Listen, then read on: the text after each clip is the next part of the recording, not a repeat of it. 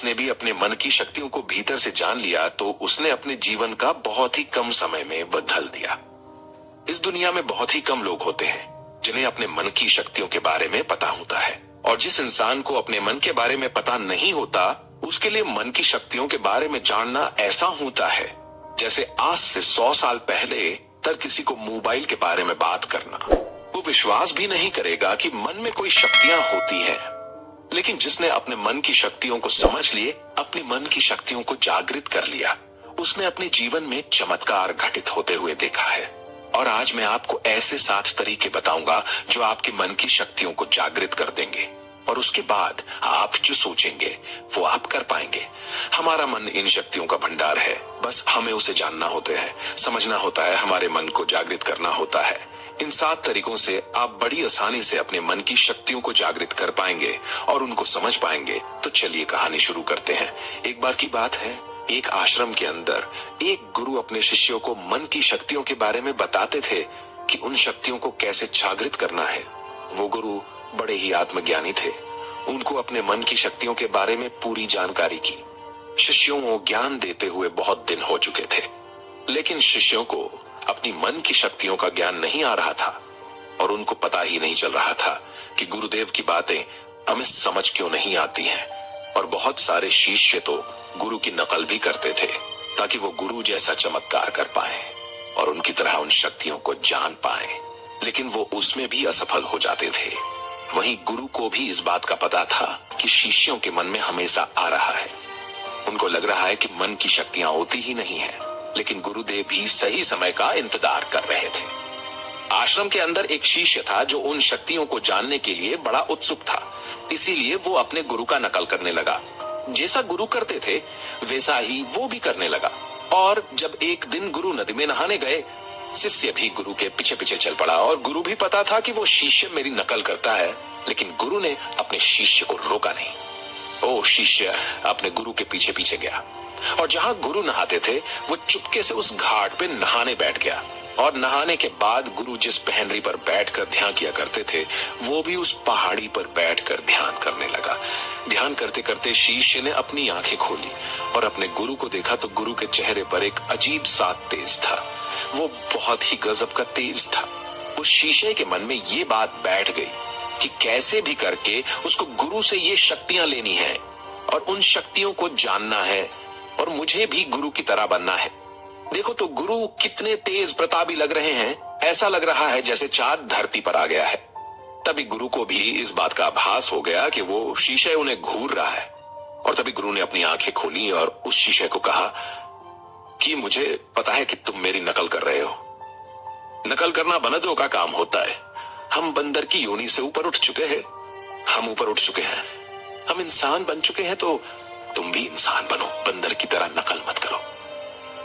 तभी शीशे थोड़ा डरते हुए कहता है, गुरुदेव मैं आपकी नकल इसीलिए कर रहा हूं क्योंकि मुझे आपकी तरह बनना है। मुझे ये पता है कि आपको सारी मन की शक्तियों का ज्ञान है। आप इतने दिनों से हमें बता रहे हो, लेकिन हमें समझ ही नहीं आ रहा, हमें कोई बदलाव देख ही नहीं रहा है। आखिर ऐसा क्यों है गुरुदेव की कि हम अपने मन की शक्तियों को क्यों नहीं जागृत कर पा रहे हैं? इसलिए मैंने ये नकल करने का फैसला किया ताकि मैं आपकी जैसा बन पाऊं, ताकि मैं भी उन मन की शक्तियों का इस्तेमाल कर पाऊं। तभी वो गुरु कहते हैं, ठीक है बच्चा, तो सुनो। इंसान अपने मन की शक्तियों को इसलिए नहीं जान पाता है क्योंकि वो एक बहुत बड़ी गलती करता है, और वो है विचारों की गलती। गुरुदेव कहते हैं कि मैं तुम्हें समझाता हूं, लेकिन ये बात तुम्हें 1 महीने बाद पता चलेगी, और जैसा मैं कहता हूं वैसा ही करना होगा, तुम्हें करना होगा। गुरुदेव कहते हैं कि तुम्हें 1 महीने तक एक ही काम करना है।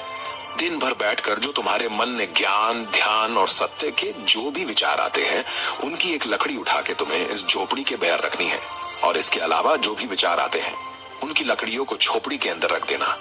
और मैं 1 महीने बाद आऊंगा और तुम्हें बताऊंगा कि तुम कौन सी गलती कर रहे हो जिससे तुम्हें उन शक्तियों का ज्ञान नहीं हो रहा है। और ये कहकर गुरु वापस आश्रम चले जाते हैं, और अगले दिन से वो शिष्य उस काम में जुट जाता है, और जो भी फालतू के विचार आते हैं उसकी लकड़ी को लेकर उस झोपड़ी के अंदर रख देता, और जो सत्य, ज्ञान और ध्यान के विचार आते उसकी लकड़ी को उस झोपड़ी के झान रख देता। और ऐसा करते करते अब 1 महीना बीत गया था और अब गुरुदेव उसके पास आते हैं और वो वहां पर बहुत बड़ा लकड़ियों का ढेर लगा हुआ देखते हैं। और वो जब झोपड़ी के बाहर देखते हैं तो बहुत ही गिनी चुनी लकड़ियां पड़ी होती हैं। उसके बाद गुरुदेव उसके पास आते हैं और कहते हैं कि बस यही तुम्हारी सबसे बड़ी गलती है। देखो बच्चा, तुम्हारे मन के अंदर कितने फालतू के विचार आते हैं जो कि पूरी झोपड़ी भर चुकी है, और जो ज्ञान, ध्यान और सत्य के जो विचार आते हैं वही विचार तुम्हारी मन की शक्तियों का आधार है, और वो कितने कम है। और इसी वजह से तुम अपने मन की शक्तियों को जान नहीं पा रहे हो। इसके बाद वो गुरुदेव कहते हैं कि तुम एक काम करो, ये जो झोपड़ी के अंदर जो लकड़ियां हैं वो सारी लकड़ियों को ले जाकर नदी के अंदर फेंक दो। ये बात सुनने के बाद शिष्य कहता है, गुरुदेव वो तो बहुत ज्यादा लकड़ियां हैं, मैं अकेला ही इतनी सारी लकड़ियों को उठाकर फेंक नहीं पाऊंगा, इनमें बहुत वजन है। वहीं गुरुदेव मुस्कुराते हुए कहते हैं, इन लकड़ियों का वजन तुम्हें बहुत ज्यादा लगता है, लेकिन जो विचारों का वजन लेकर तुम घूम रहे हो, अपने मन के ऊपर इतने फालतू विचारों का वजन डाला हुआ है, यही वजह है कि तुम मन की शक्तियों को नहीं जान पा रहे हो। गुरु की बात सुन शिष्य कहता है, गुरुदेव लेकिन विचारों का तो कोई वजन ही नहीं होता। गुरुदेव मुस्कुराते हुए कहते हैं कि बच्चा, लकड़ियों का वजन तुम्हारे शरीर पर पड़ता है और विचारों का वजन तुम्हारे मन पर पड़ता है। इसीलिए सबसे पहले तो तुम्हें उन फालतू के विचारों को खत्म करना होगा और अपने अंदर सत्य, ज्ञान और ध्यान के विचार लाने चाहिए।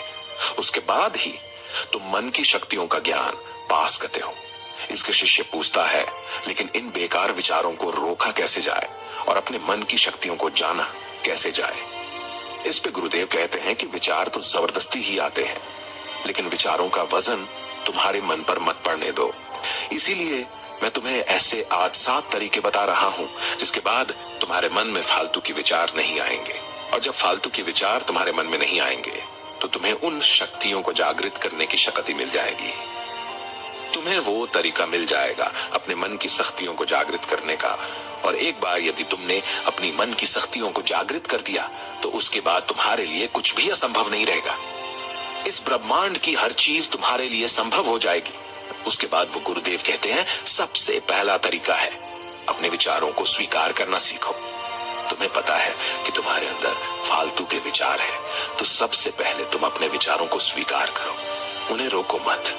यदि तुम उन विचारों को रोकने की कोशिश करोगे तो वो विचार और ज्यादा तुम्हारे अंदर आएंगे, वो कभी रुकेंगे नहीं।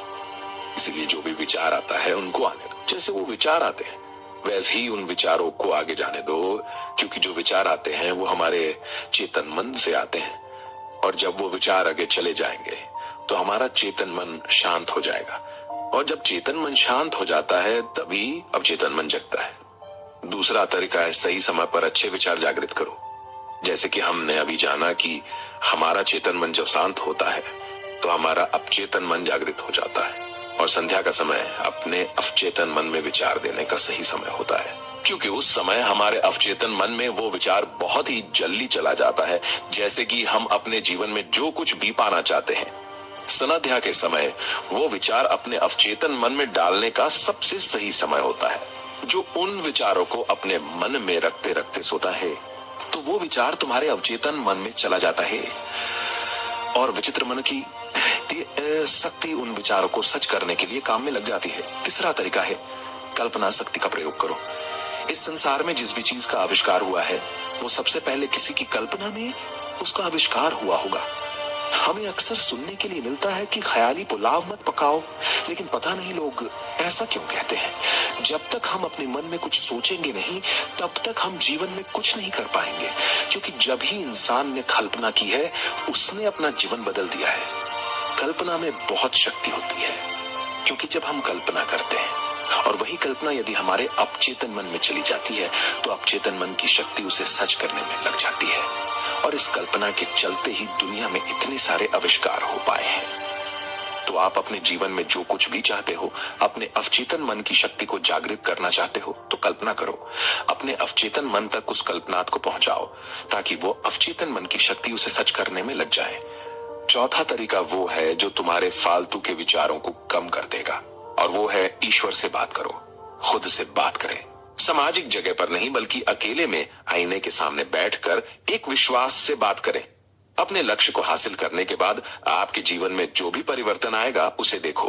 आप अपने जीवन में सफल होने के बाद क्या करना चाहते हो?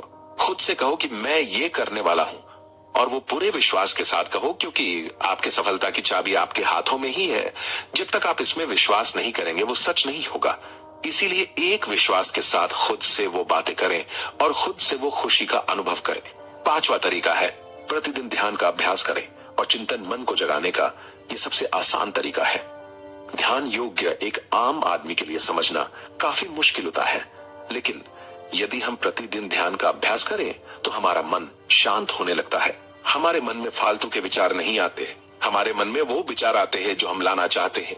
ध्यान के भी बहुत सारे विद्या है जिससे मन शांत होता है और फालतू के विचार नहीं आते, और इसका सबसे सही समय सुबह का है।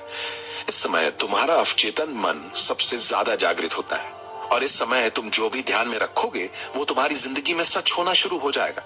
छठा तरीका है अतीत को भूलकर वर्तमान में जीना सीखो। अक्सर इंसान अपने अतीत की यादों में भी खोया रहता है, लेकिन आपको ऐसा नहीं करना है। आपको अपने भविष्य के बारे में सोचना है और अपने वर्तमान में जीना है, क्योंकि जो बीत गया वो तुम बदल नहीं सकते, लेकिन अपने आज को सही तरीके से जी के तुम अपने भविष्य को और बेहतर बना सकते हो। और अब आखिरी और सबसे महत्वपूर्ण तरीका है अपने आप में विश्वास रखें। विश्वास में बहुत बड़ी शक्ति होती है। यदि तुम अपने अवचेतन मन की शक्ति को जागृत करना चाहते हो और तुम्हारे अंदर यदि इस चीज का विश्वास नहीं है तो कोई भी तरीका काम नहीं करेगा। जो भी तुम्हारे मन की शक्तियों को जागृत करेगा बस सिर्फ तुम्हारा विश्वास है, क्योंकि भगवान भी कहते हैं कि जिसके मन में विश्वास है वो इस दुनिया में सब कुछ कर सकता है। तो विश्वास रखें कि आपके मन के अंदर बहुत सारी शक्तियों का वास है। तो बच्चा, इन 7 तरीकों से तुम अपने अवचेतन मन की शक्तियों को जागृत कर सकते हो, और जो भी तुम अपने जीवन में पाना चाहते हो वो इस मन की शक्तियों के माध्यम से तुम पा सकते हो। शिष्य गुरु की बात वो समझ जाता है और अगले ही दिन से वो इन 7 तरीकों पे काम करना शुरू कर देता है। तो दोस्तों, आशा करता हूँ कि ये कहानी आपको पसंद आई होगी और इसमें दी गई जानकारी को आप अपने जीवन में जरूर प्रयोग करेंगे। और अगर आपको वीडियो पसंद आई है तो हमारे इस चैनल को सब्सक्राइब जरूर कर ले। तो मिलते हैं अगले वीडियो में, तब तक के लिए अपना ख्याल रखें।